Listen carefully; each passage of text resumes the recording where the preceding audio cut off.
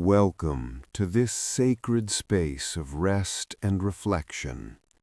Tonight, we are not merely listening to stories, we are embarking on a journey through the very fabric of existence. We are exploring the vast, ancient, and intricate world of Hindu mythology, a tradition that views time not as a straight line with a beginning and an end, but as a grand, sweeping circle that repeats for eternity. As you lie here, I want you to begin by acknowledging the space your body occupies. Feel the weight of your head on the pillow. Feel the mattress supporting your spine. Your breath is the bridge between the physical world and the world of the spirit. Inhale deeply, imagining you are breathing in the cool, crisp air of the Himalayan peaks. Exhale slowly, releasing every tension, every worry, and every thought of the day.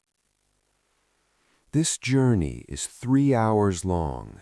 It is designed to lead you through 12 distinct chapters of cosmic history.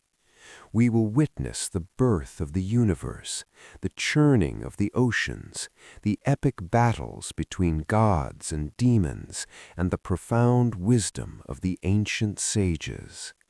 Close your eyes now. The lights of the world are fading. The ancient gates are opening.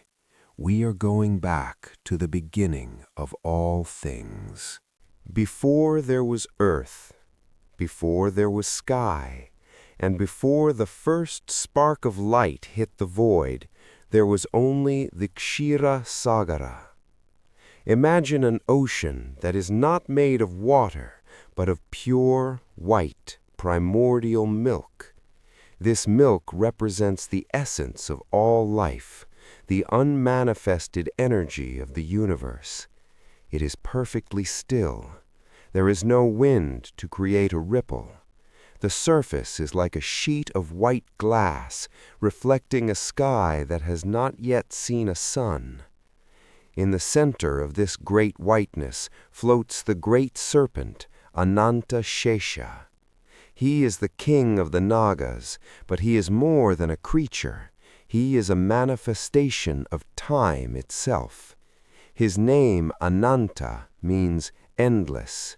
He is the remainder, the one who exists after the universe is destroyed and before it is reborn. His body is massive beyond human comprehension, coiled in a series of great comfortable loops that serve as a bed for the divine. His skin is silver and gold, glowing with an inner light, and each of his 1,000 heads wears a crown set with a ruby that shines like a distant star. Resting upon these coils is Lord Vishnu, the preserver. His skin is the color of a dark blue lotus, the color of the deep space between the stars. He is dressed in robes of yellow silk that shimmer like molten gold. Vishnu is in the state of Yoga Nidra. This is the sleep of the soul. He is not unconscious. He is the most conscious being in existence, dreaming the world into being. Listen to the sound of Vishnu's breath. It is the only sound in the void. Sa, ha, sa, ha. This is the rhythm of the universe. With each exhale, 1,000 universes are born from the pores of his skin. They drift away like tiny bubbles in the milk, expanding, cooling, and forming galaxies. Inside those galaxies, billions of souls begin their journeys. With each inhale, those universes age, crumble, and return to him, seeking rest in his heart.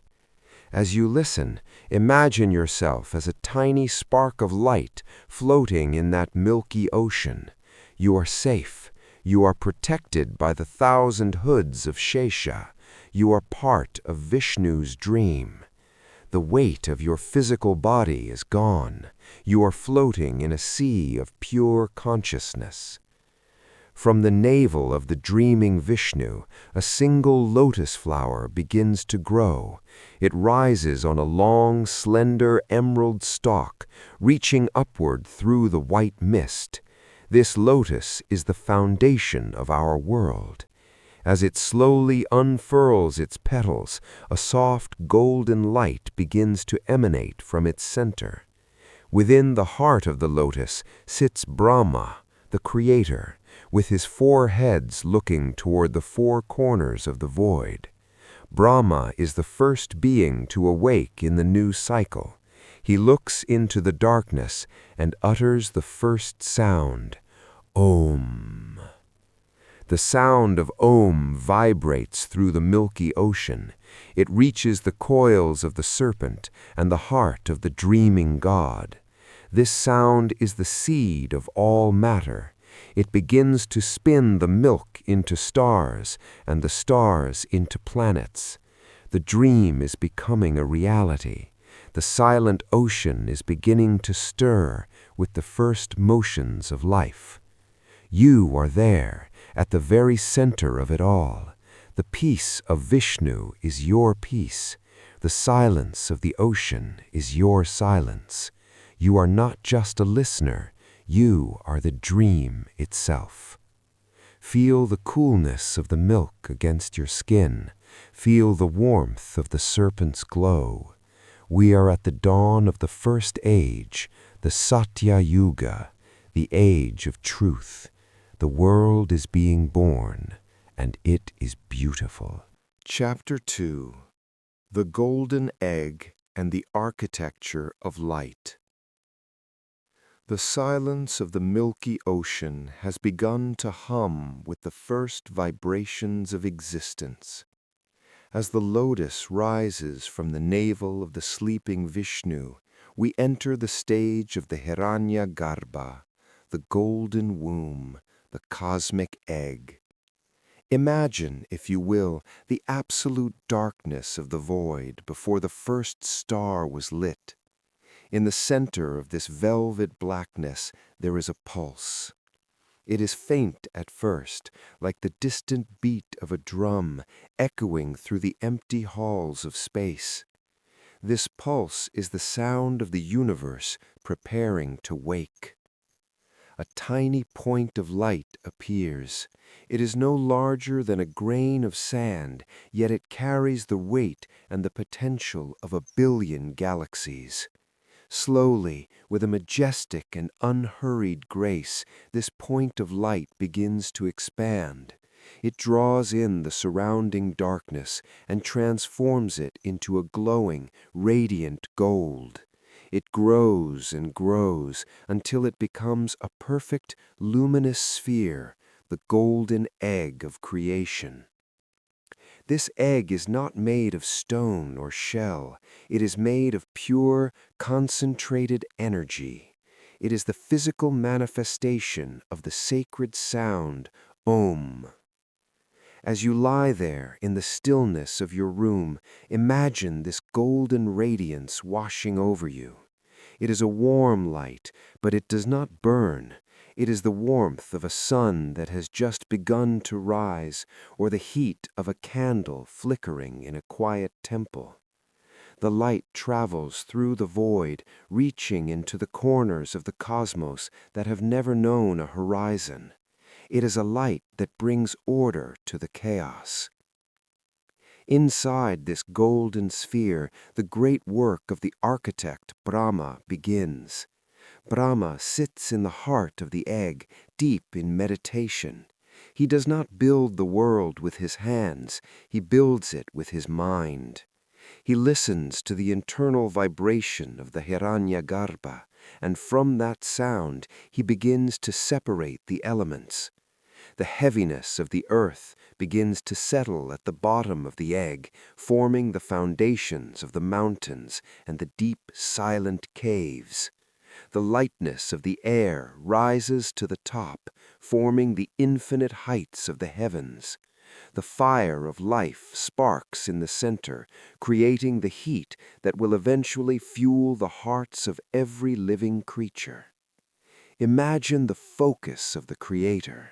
Brahma has 4 faces, and each one looks out toward a different direction of the new universe.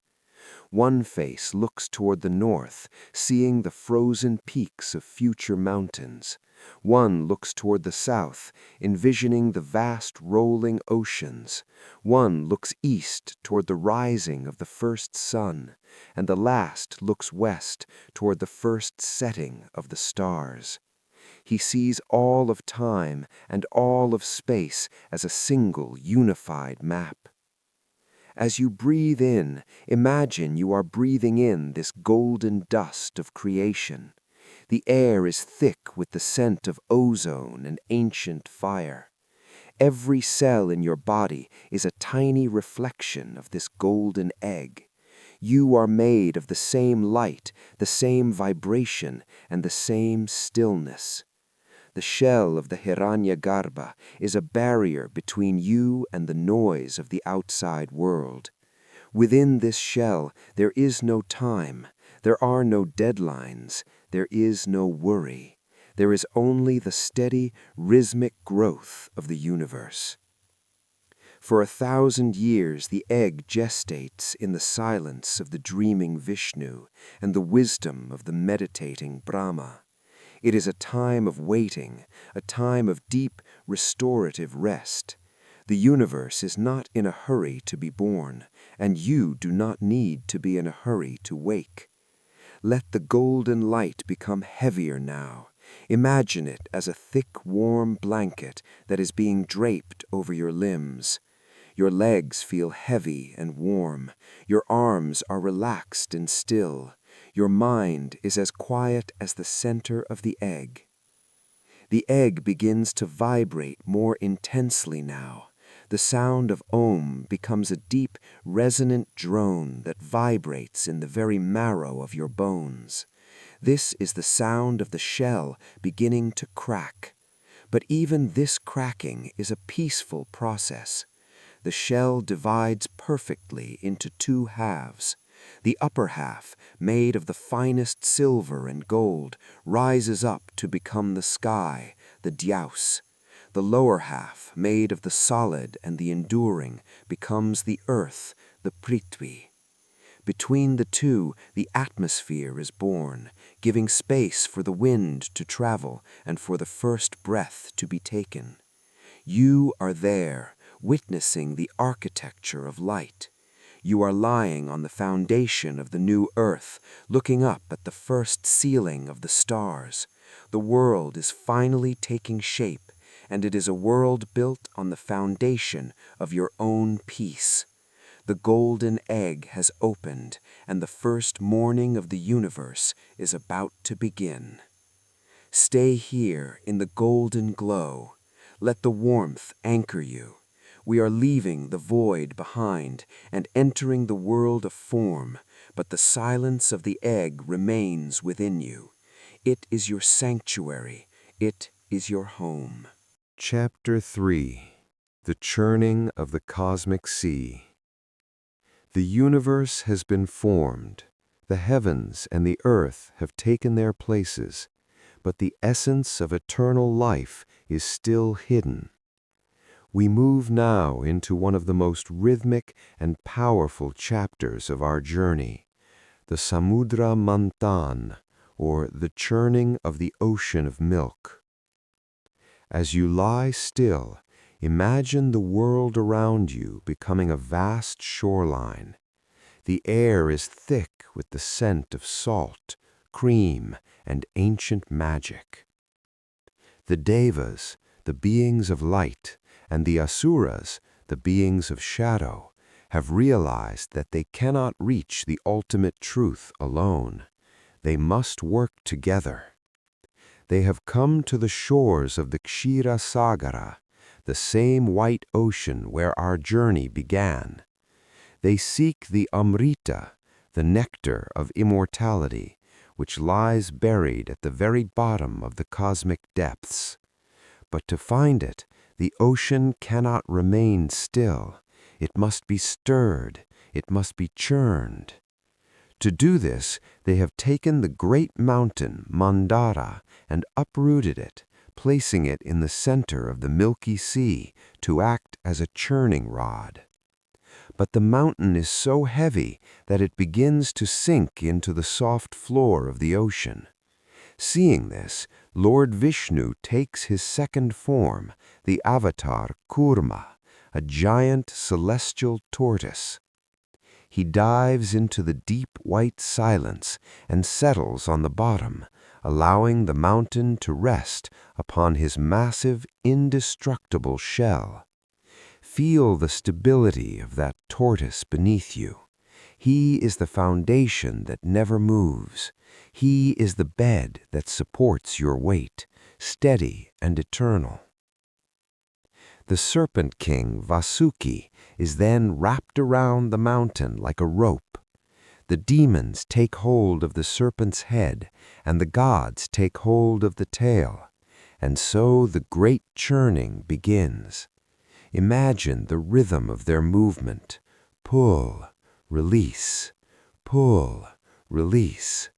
The mountain begins to spin, slowly at first, then faster. The white ocean beneath it begins to swirl, creating a massive glowing whirlpool that stretches for millions of miles. Listen to the sound of the churning. It is a deep, sloshing resonance, the sound of 1,000 waterfalls muffled by distance. It is a white noise that fills your mind, drowning out the echoes of the day. The rhythm is hypnotic, left and right, left and right. Your breath begins to sync with the motion of the mountain. Inhale as the gods pull. Exhale as the demons pull. The entire universe is breathing with you in this perfect mechanical cycle. As the churning continues for centuries, the ocean begins to yield its secrets. The friction of the mountain creates a heat that transforms the milk into something new. From the froth, wonderful things begin to emerge, rising slowly to the surface like bubbles. First, the moon appears, cool and silver, rising from the white waves to take its place in the indigo sky. Feel the cool moonlight touching your skin, counteracting the warmth of the golden egg. Then the divine cow Kamadhenu emerges, the granter of all desires, heralding a world of abundance. Then comes the white horse with 7 heads, and the great elephant Airavata, whose skin is as white as the ocean itself. Finally, the most beautiful sight of all, Goddess Lakshmi rises from the waves, standing upon a fully bloomed pink lotus. She is the goddess of prosperity and grace. As she appears, the air is suddenly filled with the scent of 1,000 lotus flowers and sandalwood. The fragrance is heavy and sweet, making your eyelids feel even heavier, pulling you down into the scent. But the ocean does not only hold beauty. From the deepest part of the whirlpool, a dark, thick cloud begins to rise. This is the hala hala, the primordial poison, the accumulated suffering and ignorance of all time. It threatens to overwhelm the gods and the demons alike. The churning stops. The world holds its breath. Into this darkness steps Lord Shiva. With absolute calmness, he takes the poison into his hands and drinks it. He holds it in his throat, refusing to let it touch his heart or reach the world. His neck turns a deep royal blue, earning him the name Nilakanta. Shiva shows us that we can witness the darkness of the world without being consumed by it. He is the master of the blue light, the light of protection. Imagine that blue light now surrounding your bed, a cool protective shield that filters out all worries. The poison has been neutralized. The churning resumes, but now it is slower, softer. The ocean has given up its secrets, and the golden pot of nectar, the Amrita, finally emerges in the hands of the divine physician. But for you, the nectar is not a drink. The nectar is the stillness that follows the work. The mountain Mandara is lifted back to its place. The serpent Vasuki returns to the depths. The ocean of milk settles back into its original, perfect calm. The whirlpool has vanished, leaving only a few white bubbles on the surface. You are drifting on those bubbles. The work of the universe is done for now. You are safe. You are immortal in your silence. You are deep within the blue peace of Shiva. Chapter 4. The Descent of Ganga and the Heavenly Rivers. The ocean has been churned, the nectar has been found, and the world has been balanced. But the earth below is still parched. It is a land of dust and heat, waiting for a grace that can only come from the highest heavens. We move now into the story of the Ganga Avatarana, the descent of the most sacred river in the universe. As you lie in the stillness of your room, imagine the air becoming cooler.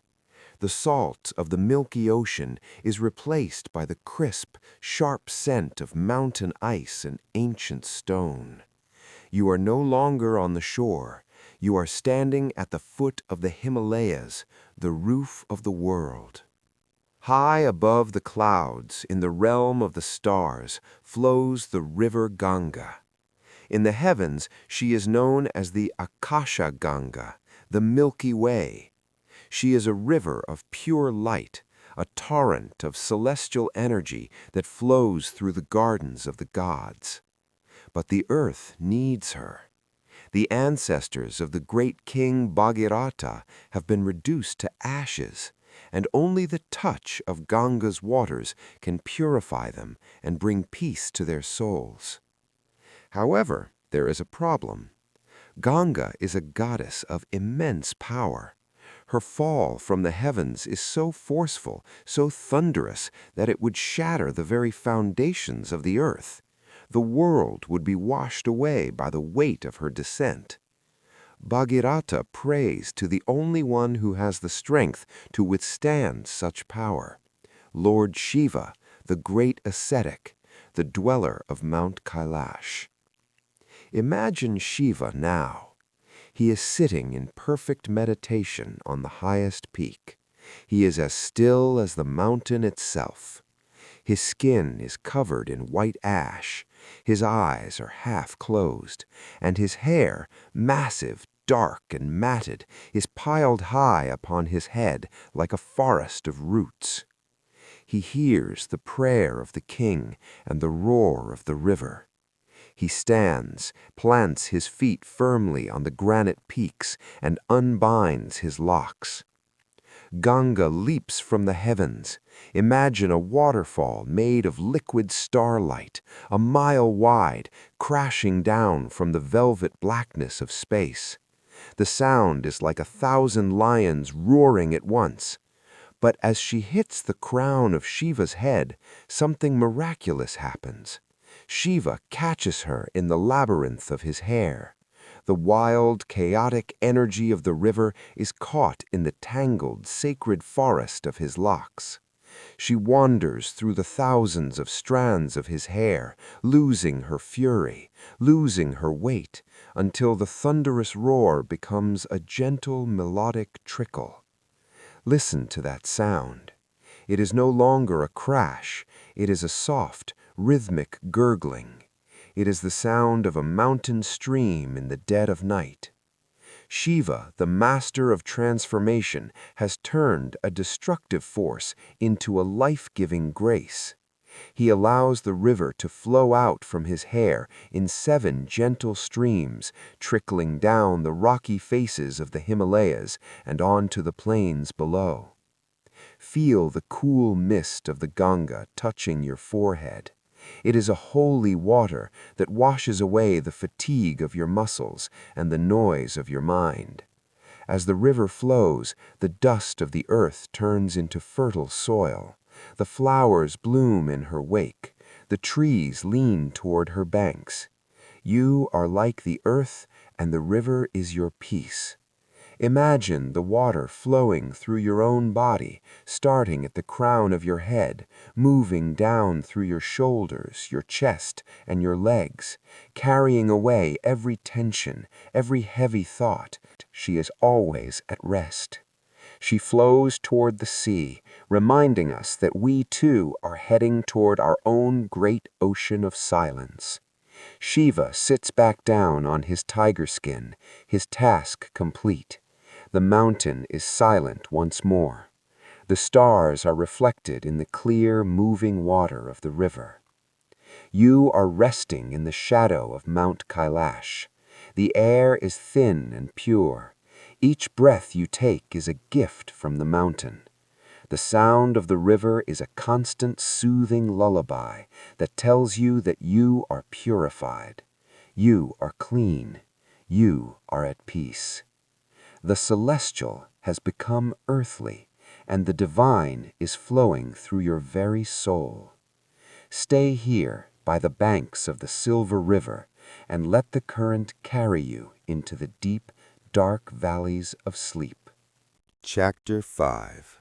The Blue Protector, Krishna and the Flute of the Soul. The cool, rushing waters of the Ganga have led us down from the high peaks and into the lush, emerald heart of the plains. We find ourselves now in the forests of Vrindavan. The air here is different. It is heavy with the scent of night-blooming jasmine, damp earth, and the sweet, lingering perfume of the kadamba trees. The moon above is a perfect silver disk, so bright that it turns the leaves of the forest into shimmering mirrors.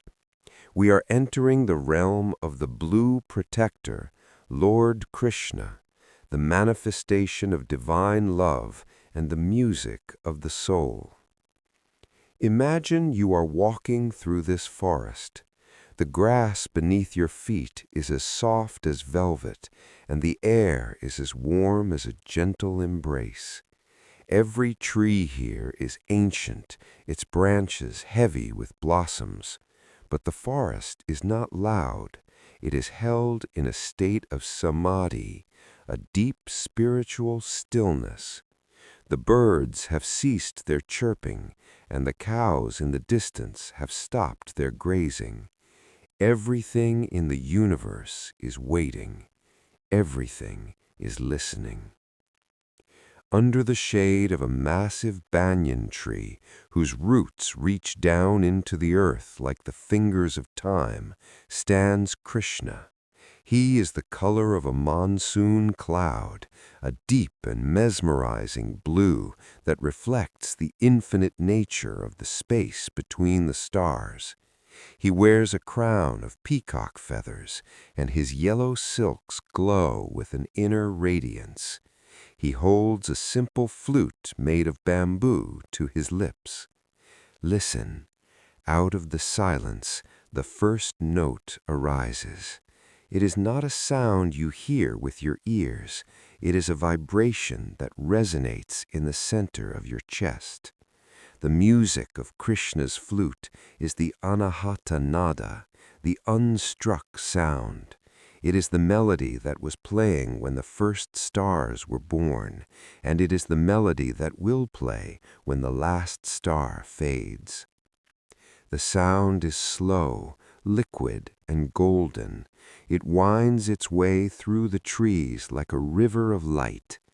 As you lie in your bed, imagine these notes floating into your room. Each note is a drop of peace. One note touches your eyes, making your eyelids feel heavy and still. Another note touches your shoulders, causing them to sink deeper into the mattress. A third note touches your mind, and the chaotic thoughts of the day simply dissolve, like mist under the morning sun. In the mythology, when Krishna played his flute, the river Yamuna would stop flowing so she could listen. The trees would bend their branches to be closer to the sound. The deer would stand frozen in the clearings, their eyes wide with a joy that has no name. You are like those forest creatures. You are caught in the spell of the divine music. Krishna's flute is calling the soul back to its home. It is telling you that the world of struggle is an illusion, and the world of love is the only truth. Krishna is the protector. He is the one who lifted the Govardhan mountain on his little finger to shield the people from the storm. He is the one who protected the honor of the vulnerable and guided the confused on the battlefield. But here, in the moonlight, he is simply the player of the flute. He is the friend of the soul. He is the one who knows your secrets, your fears, and your dreams, and he loves you through them all. Feel the blue light of his presence filling the forest. It is a protective glow. In this forest, there are no predators, there is no hunger, there is no cold, there is only the eternal now. The music is becoming slower. The gaps between the notes are growing longer. In those gaps, you find a silence that is deeper than any you have ever known. It is a silence that is full of life. It is a silence that is full of God. As you drift, imagine you are leaning against that great banyan tree. The wood is warm and solid. The music of the flute is becoming a whisper, a faint hum that matches the rhythm of your own breathing. Krishna is watching over you. He is the guardian of the night. He is the light that never goes out. The forest of Vrindavan is folding its leaves.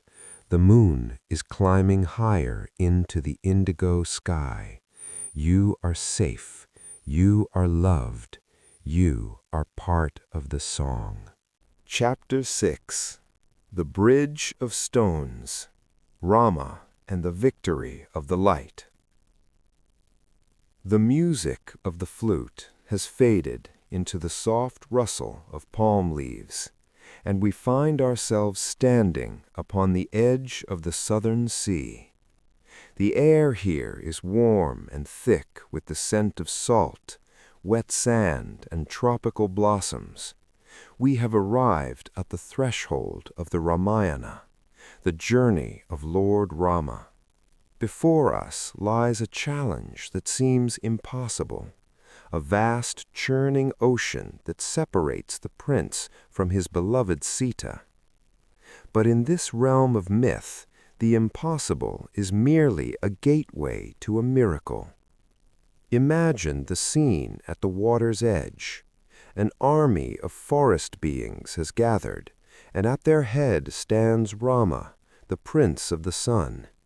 He is the embodiment of dharma, of duty, truth, and unwavering calm. His skin is the color of a mountain lake, and his eyes hold the steady light of 1,000 dawns. He looks out at the waves, not with frustration, but with the quiet patience of a soul that knows it is guided by the divine. To cross this ocean, a bridge must be built, the Ram Setu. But these are not ordinary stones.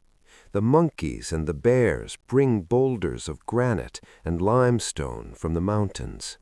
They are heavy, jagged, and cold. Under normal laws, these stones would sink immediately into the dark depths of the sea. But as they are brought to the shore, the name of Rama is inscribed on each one. One by one, the boulders are cast into the waves. Listen to the sound of the stones hitting the water. Splash, ripple, silence. Instead of sinking, the stones bob upon the surface like corks. They float, defying the weight of the world. They link together, stone by stone, creating a path of solid ground over the liquid abyss. This is the bridge of faith. It teaches us that when we carry the divine name in our hearts, the heavy burdens of our lives, the worries, the griefs, the fears, lose their weight. They begin to float. They become the path that leads us home. As you lie in your bed, imagine you are stepping onto this bridge. Beneath your feet, the stones are warm from the setting sun. They are steady. There is no wobbling, no uncertainty. The bridge stretches out before you, a golden road of stone cutting through the turquoise water. With every step you take, you feel the strength of the earth beneath you. Step, pause, step. The rhythm is slow and meditative. You are walking toward the horizon, where the sun is a massive, glowing ember sinking into the sea. The ocean beneath the bridge is vibrant and alive.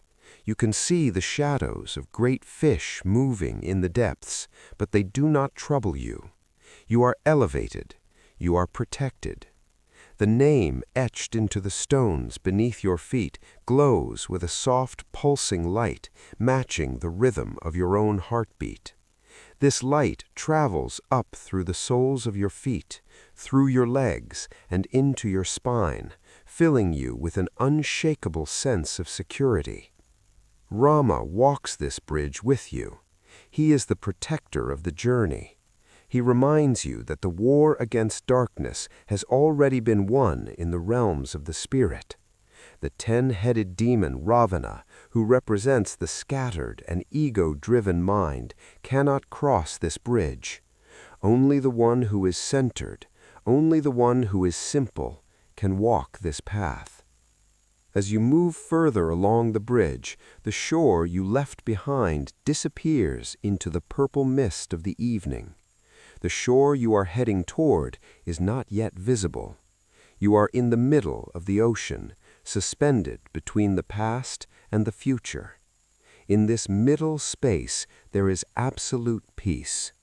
The sound of the waves lapping against the floating stones is a rhythmic, wet percussion that lulls your mind. It is the sound of the earth being cradled by the water. The sky is turning to a deep royal indigo. The first stars are reflecting in the sea, so that you feel you are walking through the sky itself. The bridge is no longer just stone. It is a path of starlight. Your body feels heavy like the granite of the bridge, but your soul feels light like the name that makes the stone float. You are sinking deeper into the mattress, just as the sun has sunk into the sea. The victory is near. The reunion is certain. Rama is with you, and the bridge is steady. You are safe to let go. You are safe to cross over into the land of dreams. Chapter 7. The Mountain of Silence. Shiva's dance at the center of the universe.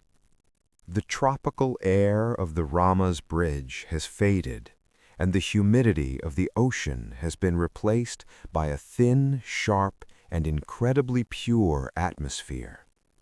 We have ascended to the heart of the world, the spiritual axis of the universe, Mount Kailash. As you lie in your bed, imagine the temperature of the air around you dropping just a few degrees, not to a chill, but to a refreshing, clean coolness. This is the air of the high peaks, where the breath of the divine is the only wind. Mount Kailash is not just a mountain, it is a throne of silence.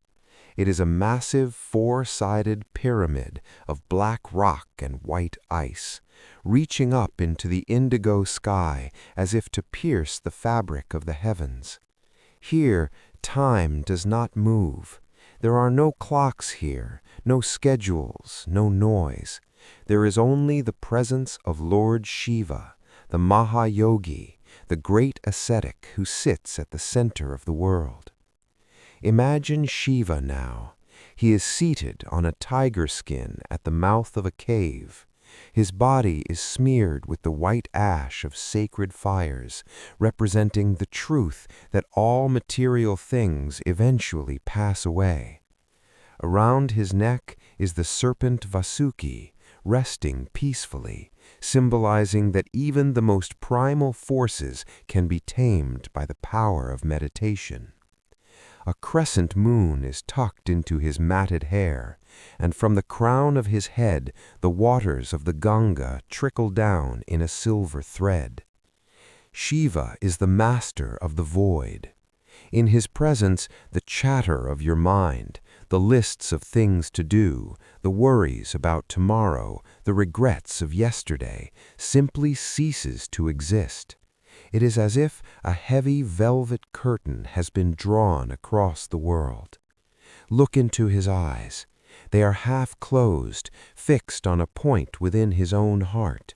He is looking at the same place you are heading now, the space of absolute, unbroken peace. In the silence of Kailash, Shiva begins to move. This is the Tandava, the dance of the cosmos. But tonight, it is not a dance of destruction. It is the Ananda Tandava, the dance of bliss. Imagine the rhythm. It is slow, heavy, and resonant. Every time Shiva's foot touches the ground, a deep vibration ripples through the earth. Thump, pause, thump. It is the heartbeat of the universe. It is the pulse of the stars. As you lie still, feel this rhythm in your own body. It is a grounding force. It pulls your weight down, anchoring you to the mattress, making you feel as solid and as unmoving as the mountain itself. You are becoming a part of the stone. You are becoming a part of the ice. The I that is you is melting away into the vast white silence of the mountain. Above the peak, the stars are swirling in a slow, circular motion. You can see the Milky Way arcing across the sky like a river of diamonds.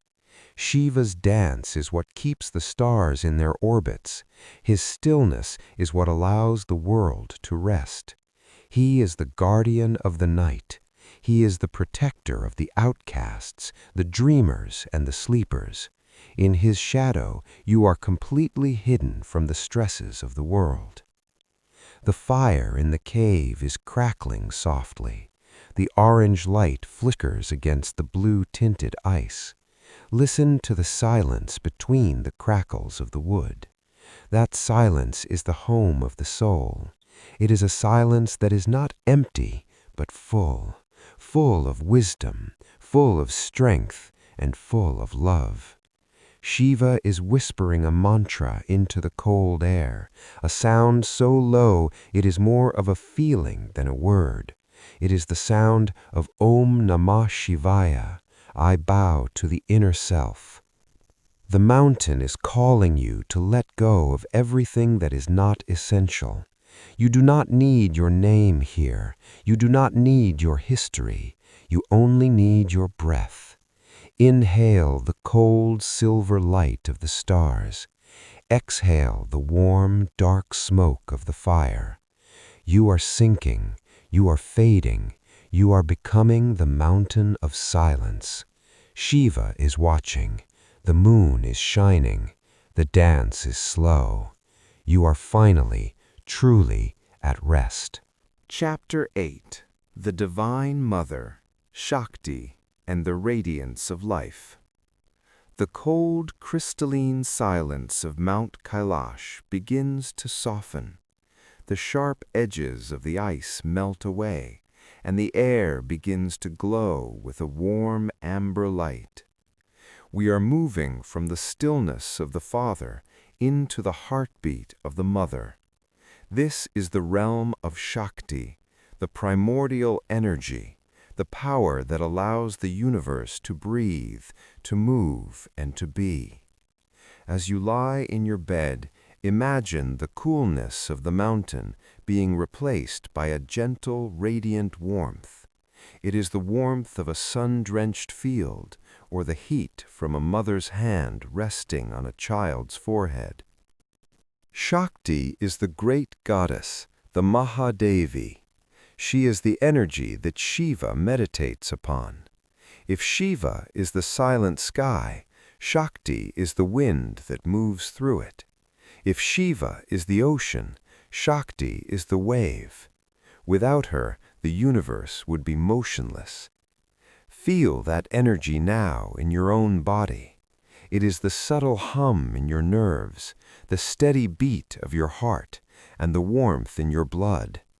You are a child of this energy. You are made of the same stardust that she wove together at the dawn of time. Imagine the goddess appearing before you. She does not come as a stranger, but as the most familiar presence you have ever known. She is the protector, the provider, and the teacher.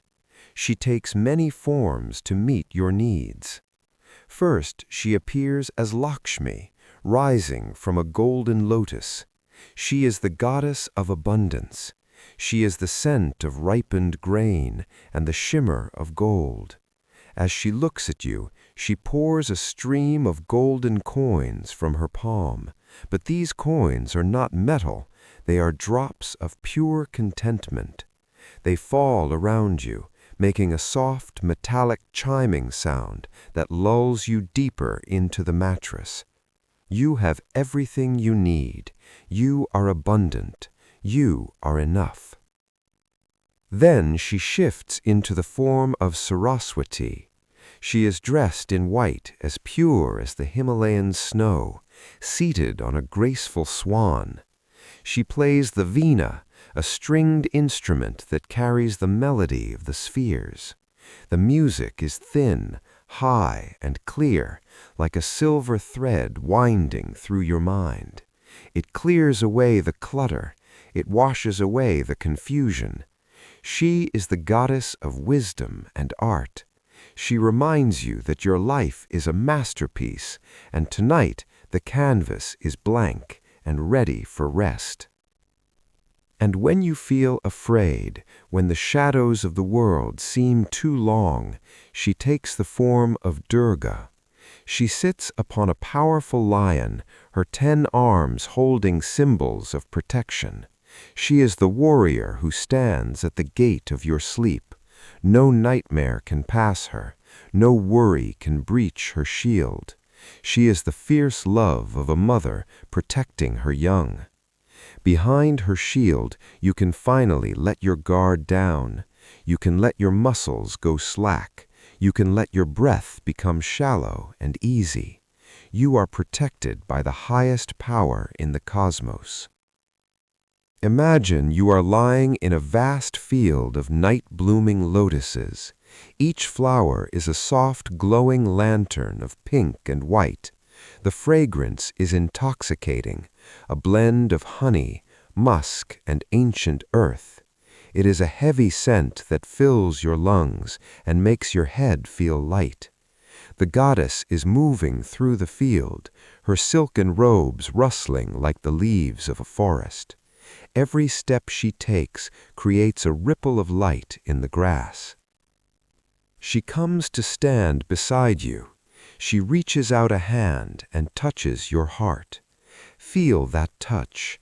It is a spark of pure, unconditional love. It tells you that you are seen. It tells you that you are forgiven for every mistake. It tells you that you are cherished beyond measure. Under her gaze, the tension in your jaw melts away. The frown on your forehead disappears. Your shoulders sink 3 inches deeper into the bed.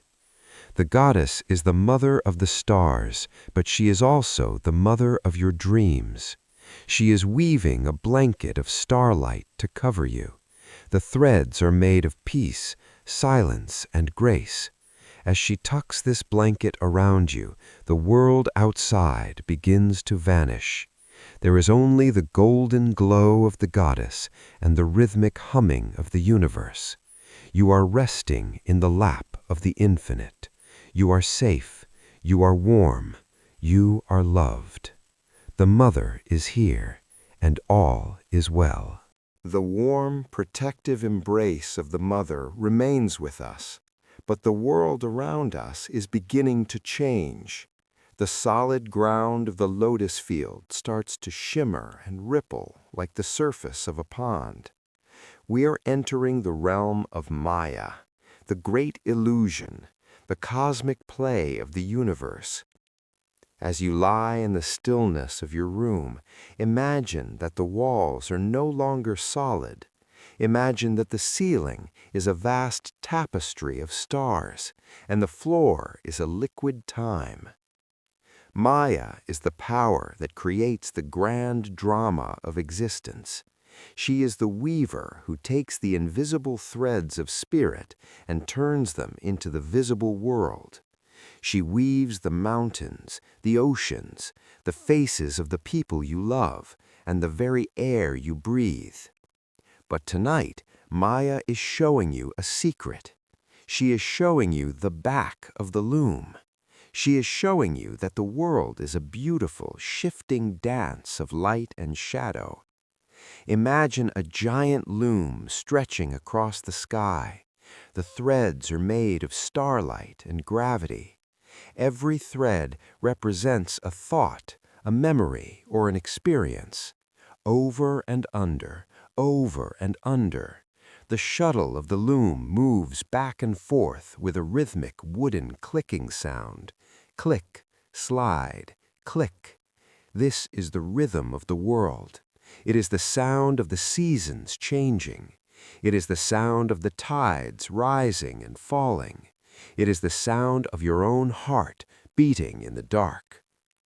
As you watch the weaving, you realize that the things that felt so heavy today, the worries about the future, the weight of your responsibilities, are just threads in the pattern. From where you are lying now, you can see that they are small. They are temporary. They are just colors in a much larger, much more beautiful picture. The goddess Maya looks at you with a knowing smile. She is telling you that you don't have to hold on so tightly. You are not the thread. You are the one watching the loom. The patterns of light before your eyes begin to shift. They turn into mandalas, complex circular geometries that spin slowly, very slowly in the void.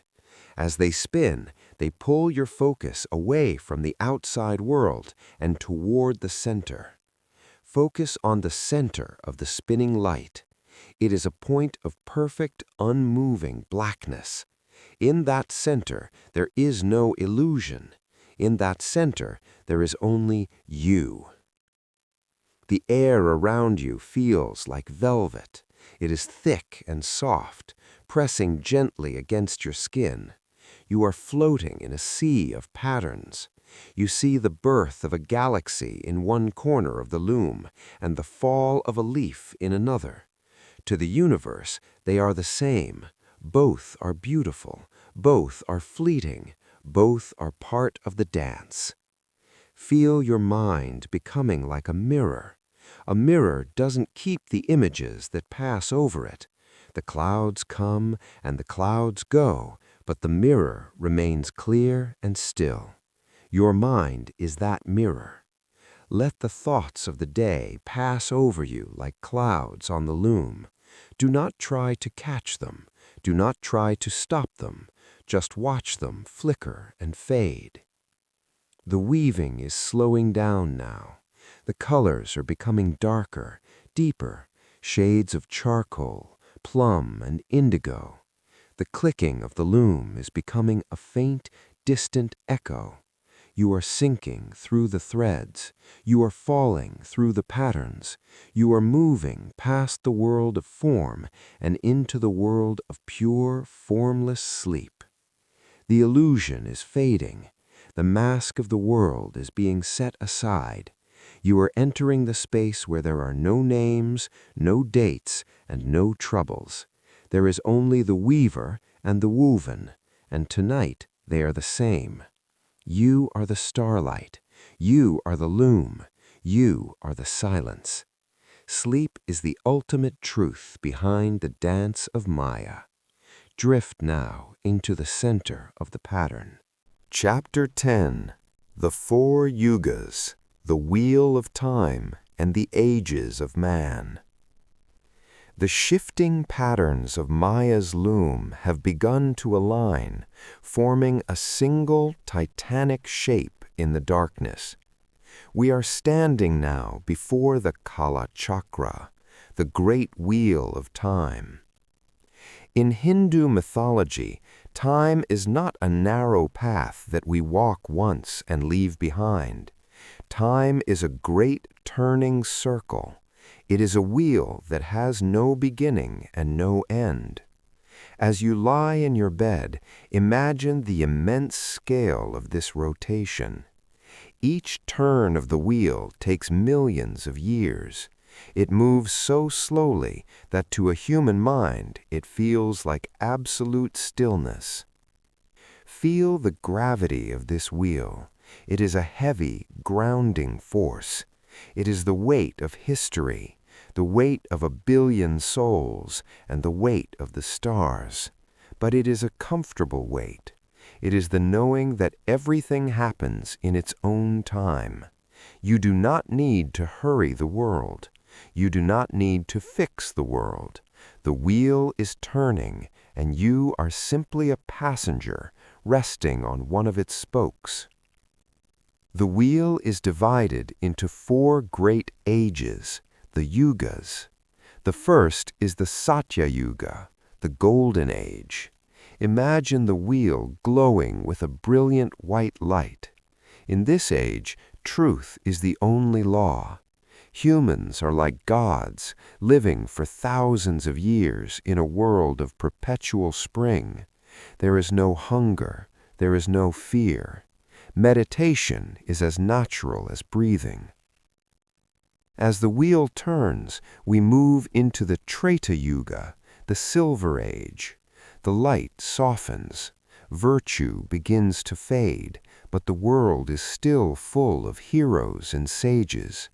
This is the age of Lord Rama, the age of sacrifice and duty. The wheel turns further into the Dwapara Yuga, the Bronze Age.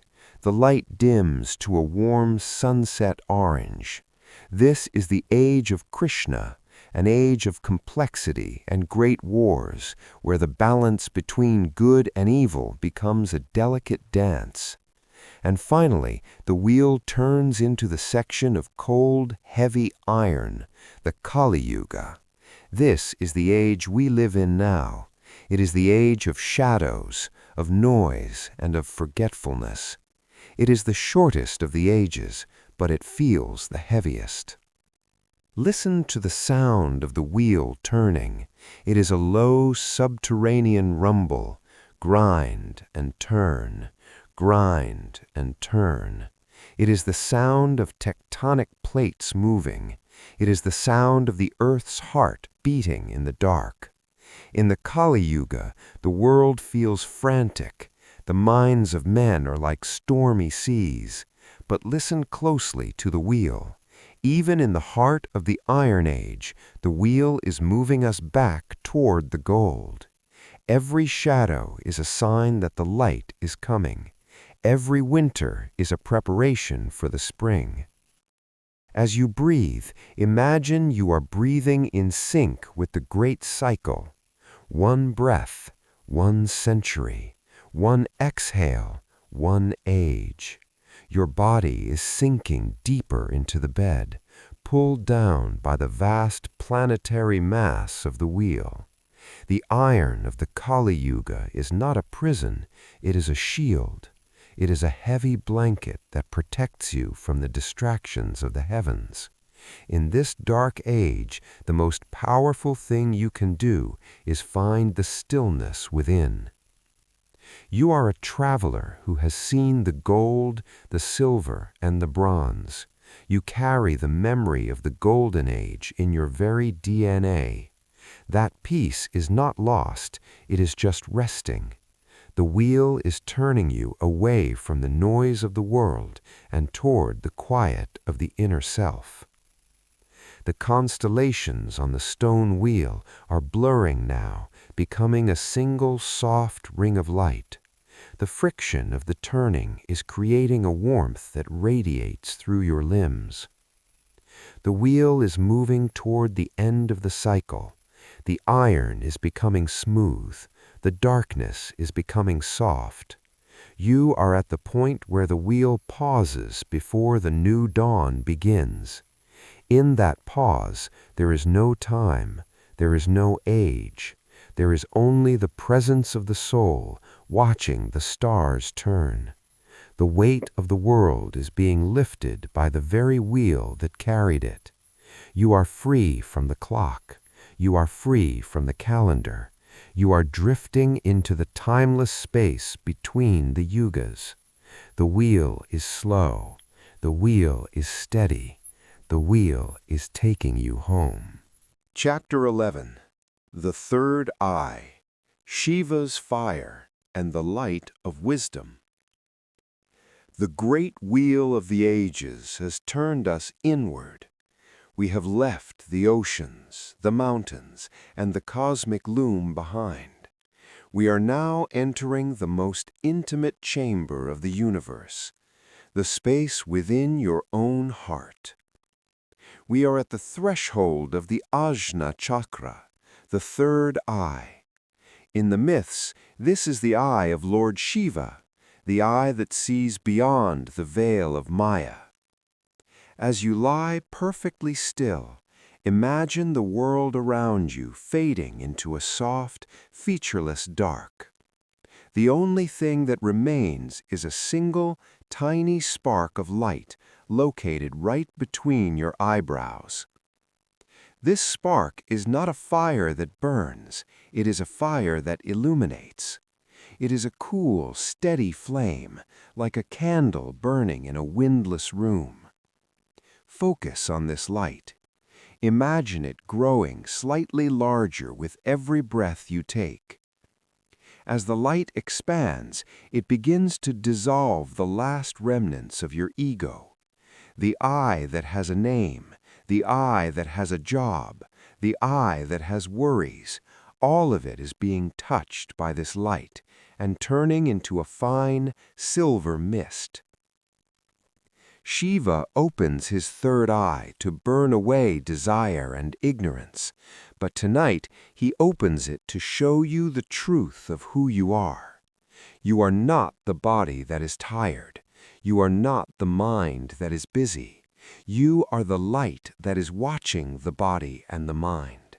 You are the silent observer. Feel the warmth of this inner eye spreading across your forehead. It is a relaxing, numbing sensation. It smooths out the lines of tension around your eyes. It relaxes the muscles of your jaw. It spreads down into your throat and your chest, filling you with a sense of absolute clarity. In this light, there are no secrets and no fears. Everything is seen as it truly is. You see that your life is a sacred thread in a divine tapestry. You see that every challenge was a lesson, and every joy was a gift. The light of the third eye is the light of wisdom, and wisdom is the ultimate rest. When you know the truth, you no longer have to struggle. You can simply be. Imagine the beam of light from this eye extending out into the dark universe. It acts like a lighthouse, calling back all the scattered pieces of your energy. All the energy you spent today on other people, on work, on the news, on the past. It is all flowing back to you now. You are becoming whole again. You are becoming a single, unified point of consciousness. The air in this inner chamber is still and silent. There is no sound here except the faint, rhythmic humming of the light itself. It is the sound of your own existence. Om, Om, Om. The vibration is low and heavy.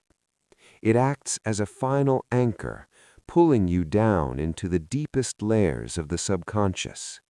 You are sinking through the floor of your mind and into the cellar of your soul. The third eye is the gateway to the infinite. It is the bridge between the human and the divine.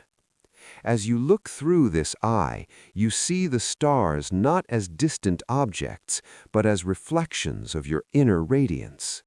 You are as vast as the sky. You are as deep as the ocean. The boundary between inside and outside is disappearing. The light is beginning to soften now. The bright white is turning into a pale violet, then a deep indigo. The eye is slowly closing, but the wisdom remains. The flame is still burning, but it is very small now, a tiny pilot light that will guide you through the night. You are centered. You are wise, you are at peace. The world of form is gone, and the world of the spirit is waiting to welcome you home. Chapter 12. The Return to Oneness, Mahapralaya, and the Final Silence. We have reached the end of the road. We have traveled through the dawn of creation, the churning of the seas, the lives of the protectors, and the turning of the great wheel. Now the wheel has come to a full stop. The light of the third eye has shown us the truth, and the truth is calling us back to the source. We are entering the Mahapralaya, the great dissolution. This is the ultimate rest. In the myths, this is the time when the day of Brahma ends. After billions of years of storytelling, the universe is tired. It is ready to sleep. Imagine the cosmos as a vast ancient temple where the candles are being blown out one by one. The stars are flickering and fading, their light returning to the original fire. The planets are slowing their orbits, settling into a deep and permanent stillness. As you lie here, feel the elements within you returning to their home. The solid earth of your body is melting into a warm liquid light. The water of your blood is becoming one with the celestial sea. The fire of your spirit is softening into a gentle glow. The air of your breath is merging with the infinite space. You are no longer a person. You are not a name. You are not a story. You are the space in which the story happened. Imagine the great goddess wrapping the universe in a blanket of darkness. This is not the darkness of a cave, but the darkness of the womb, warm, safe, and infinite. Everything that was ever built, every word ever spoken, every mountain ever climbed is now being folded back into the heart of Lord Vishnu. He is returning to his rest upon the serpent Ananta. The ocean of milk is perfectly still. There is no ripple. There is no sound. The silence here is profound. It is a silence that loves you. It is a silence that knows you. In this silence, there is no I and there is no you. There is only oneness, Advaita. The drop of water has finally reached the ocean, and it has realized that it was the ocean all along. You are the dreamer, and the dream is over. Your breathing is now so shallow, so quiet, that it is like a feather resting on your lips. Your heart is beating with the slow, steady rhythm of the universe at rest. You are sinking through the bed, through the floor, through the earth, and into the heart of the infinite. There is nothing left to do. There is nothing left to think. There is nothing left to be. The last spark of the universe is fading now. It is a tiny golden dot in a vast field of black. Watch it grow smaller and smaller and smaller until it is gone. The silence is complete. The journey is finished. You are home. You are peace. You are sleep. Om Shanti, Shanti, Shanti.